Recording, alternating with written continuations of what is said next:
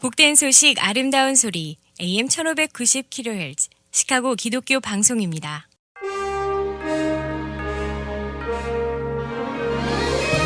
여러분 안녕하십니까? 4월 21일 수요일 KCBS 헤드라인 뉴스입니다. 기독교계 소식입니다. 트럼프 전 대통령이 매우 심각하게 2024년에 대통령에 다시 출마할 것을 고려하고 있습니다. 도널드 트럼프 전 대통령은 지난 월요일 팍스뉴스와의 인터뷰에서 2024년 대선 출마를 고려하고 있으며 의회 내 공화당원들에게 선거에서 이기려면 프로라이브를 포함한 자신의 어젠다를 따라가야 한다라고 주장했습니다. 트럼프 전 대통령은 또 백신 보급 속도를 선전하며 FDA가 존슨앤존슨 백신 사용을 일시 중단한 것을 비난하고 요청한다면 친백신 광고를 기록할 것이라고 말했다고 기독교 언론이 전했습니다. 펜스 전 부통령에 대한 그레이엄 기도 요청이 배신자라는 반응을 불러일으켰습니다.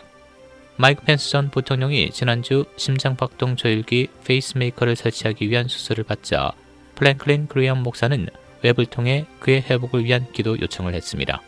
그러자 일부 누리꾼들은 지난 1월 6일 미 국회의사당에서 폭력 사태가 벌어졌을 때 펜스 부통령이 보인 행동을 비판하며 그를 배신자라고 비난했다고 기독교 언론이 전했습니다.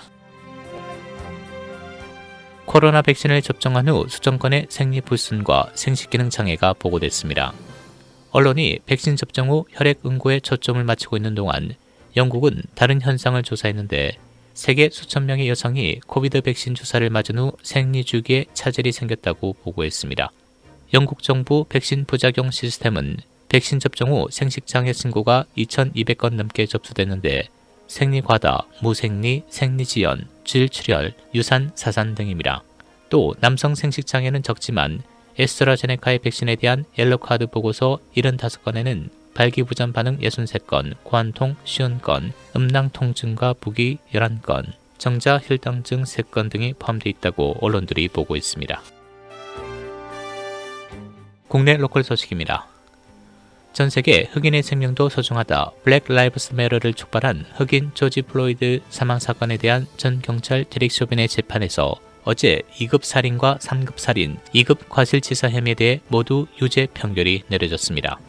배심원단은 이틀에 걸쳐 10시간 이상 심의한 결과 이 같은 판결을 내리면서 미 역사에 한 획을 그었습니다. 쇼빈은 2급 살인죄로 최고 40년, 3급 살인죄로 최고 25년, 과실치사죄로 최고 10년의 징역형을 받을 수 있습니다. 쇼빈의 선고는 8주 후에 내려질 예정입니다. 현장에 있던 다른 3명의 정식 경찰관들은 2급 살인 방조 및 2급 과실치사 방조 혐의로 기소됐습니다.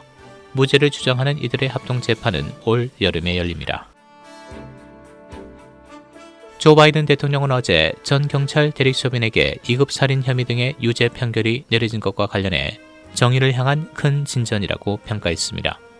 바이든 대통령은 어제 판결 직후 백악관에서 기자회견을 열고 미네소타주 배심원단은 쇼빈에 대한 모든 혐의에 대해 유죄 판결을 내렸다며 정의를 향한 큰 진전이자 누구도 법 위에 있어서는 안 된다는 것을 증명했다고 밝혔습니다. 이어 진정한 변화와 개혁을 위해선 이런 비극이 다시는 일어나지 않도록 더 많은 일을 할 수 있고 또 해야 한다라고 역설했습니다. 데릭 쇼빈에게 2급 살인 혐의로 유죄 판결이 내려진 어제 오하이오주 주도 콜럼버스에서 10대 흑인 소녀 한 명이 경찰의 총에 맞아 숨졌습니다. 언론 보도에 따르면 칼부림이 일어나고 있다는 신고를 받고 출동한 오하이오주 경찰이 어제 오후 4시 45분경 흉기를 들고 있는 10대 흑인 소녀에게 총격을 가했다고 전했습니다. 이 소녀는 병원으로 옮겨졌지만 결국 사망했습니다. 앤드류 킨터 콜럼버스 시장은 트윗을 통해 한 젊은 여성이 비극적으로 목숨을 잃었다고 밝히고 경찰의 몸에 부착한 카메라 영상이 있다며 최대한 빨리 검토하기 위해 노력하고 있다고 말했습니다. 캘리포니아주에서 한국계 노부부를 폭행한 25세 남성이 노인 학대와 증오범죄로 체포됐습니다. 가해자는 노부부가 중국인인 줄 알았다고 증언했습니다. 언론 보도에 따르면 마이클 비보나는 지난 18일 오후 7시 30분경 캘리포니아주 오렌지 카운티의 한 공원에서 산책 중이던 79세 남성과 80세 여성 부부에 접근해 얼굴을 주먹으로 때리고 땅에 넘어뜨렸습니다. 경찰은 피해자 2명 모두 한국계 미국인이라고 밝히고 비보나를 노인 학대와 증오범죄 등의 혐의로 체포해 구금했다고 밝혔습니다.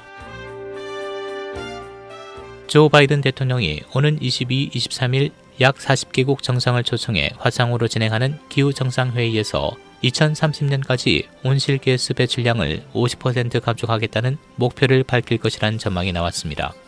언론은 정부 당국자를 인용해 이같이 보도하며 미국 내 가정에서도 기후변화 대응 노력을 촉구하고 세계 각국이 이를 따르도록 설득하는 노력의 일환이라고 소개했습니다. 이번 목표는 전임 오바마 정부가 천명한 감축 목표의 2배에 달합니다. 시카고 공립학교가 대면 학습을 재개함에 따라 보건당국자들은 코비드 양성 사례가 증가하고 있지만 사례의 원인은 학교마다 다르다고 밝혔습니다.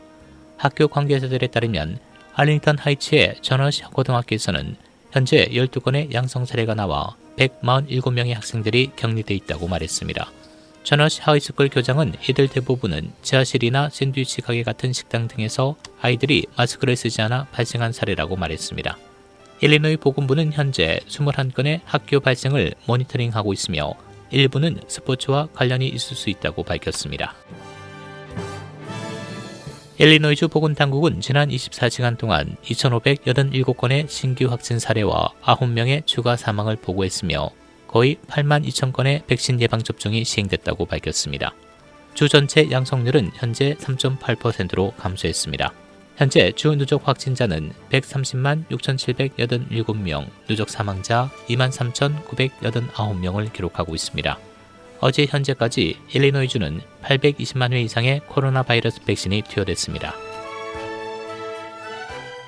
국제 소식입니다. 사회주의 쿠바를 창설한 카스트로 형제의 60년 통치가 막을 내리고 미겔 디아스 카넬이 대통령 자리에 올랐습니다.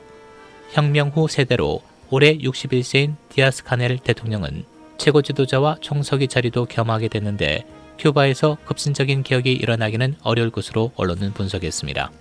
형인 고 피델 카스트로에 이어 동생인 라울 카스트로가 10년을 통치하고 물러나겠다고 선언한 지 3일 만에 내려진 결정이라고 언론들이 전했습니다. 이용수 할머니 등 일본군 위안부 피해자들이 일본 정부를 상대로 낸 두 번째 손해배상 청구 소송에서 오늘 각하 판결을 받았습니다. 일본의 배상 책임을 한국 법원이 따질 순 없다는 건데 지난 1월 위안부 피해자들의 손을 들어준 다른 재판부의 판결과는 정반대 결론입니다. 한국이 국제통화기금 IMF의 세계 경제 전망치를 토대로 세계 각국의 국내 총생산 GDP를 비교한 결과 경제 규모 상위 10개국에 들었습니다. 미국, 중국, 일본, 독일이 1에서 4위를 지켰고 영국이 인도를 추월해 5위로 올라섰습니다. 6위는 인도, 7위부터 9위는 프랑스, 이태리, 캐나다가 자리했습니다. 브라질이 2020년 세계 경제순위 10위권에서 탈락하면서 한국이 10위까지 올라갔으며 한국은 최소 2026년까지 이 순위에 머물 것으로 예상했습니다. 날씨입니다. 오늘은 30~40도대 대체로 흐린 쌀쌀한 날씨 보이겠고 오후 한때 야간에 비가 내리는 곳 있겠습니다. 오늘 낮 최고 기온 47도, 밤 최저 기온 31도. 목요일인 내일은 기온이 오늘보다 소폭 오른 40~50도대 대체로 맑은 날씨 보이겠습니다. 내일 낮 최고 기온 57도, 밤 최저 기온 42도입니다. 지금까지 KCBS 뉴스 박상준이었습니다.